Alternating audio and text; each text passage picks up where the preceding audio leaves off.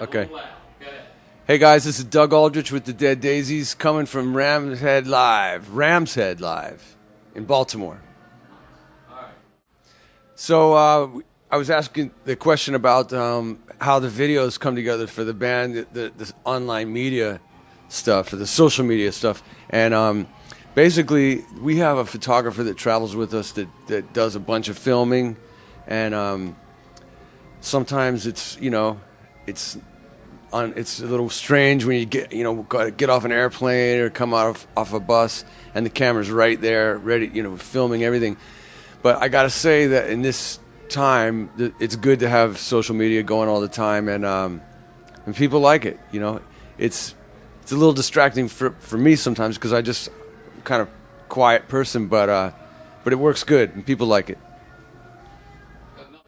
Well, it started with David Lowy and a singer called John Stevens, and they wrote some tunes together, and then they decided let's put a band around these tunes, and they had some pretty cool friends, guys that played with the Stones and Guns N' Roses, and so they made a record, and eventually schedules with different people was a little difficult, so started to kind of lock into a band's thing when they got Richard Fortas and Dizzy Reed, Brian Tishy, John Corabi, and Marco Mendoza on bass, and that was a pretty solid lineup, and it was a really great lineup. And then Guns N' Roses went back to work.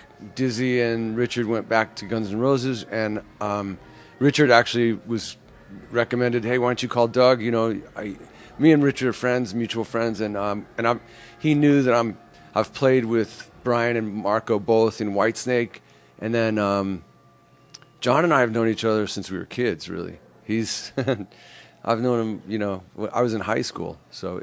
It was really, and I love all the guys, and David Lowy and I spoke, and we had a couple of really good conversations about what the Daisies thing was, and we just decided to go for it. So we got together, we wrote a bunch of songs all together as a band and recorded them all together as a band, which is something I hadn't done for a long time, so it worked out really well. And as far as the band's sound, it's really...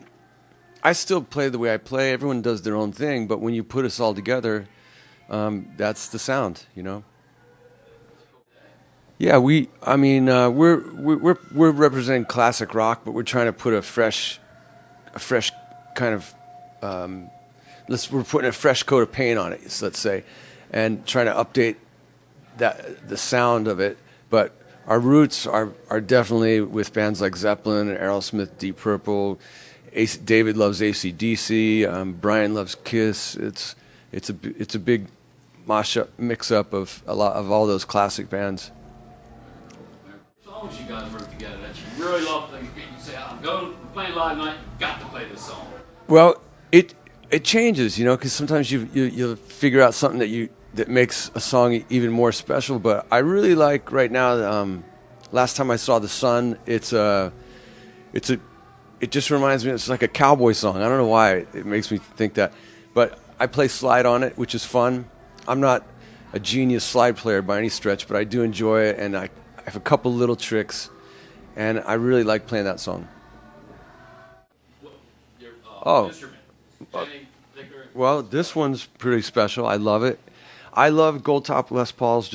I just love them. And this one I got about 4 or 5 years ago from a friend of mine out in Las Vegas, a place called Cowtown Guitars, and he didn't have a white pickguard. He had a black pickguard hanging out, so I just said, "Well, stick that on there. I'll take it like that." And he goes, "But I want to get the white one because it'll be more proper."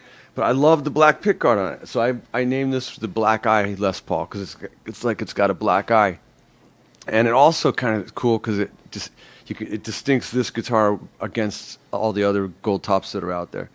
A lot of guys love gold tops too, so this one, when you see the black eye, it's mine. Awesome. Thank you. Hey guys, Doug Aldrich from the Dead Daisies, and you're watching RNRTV. Rock and roll.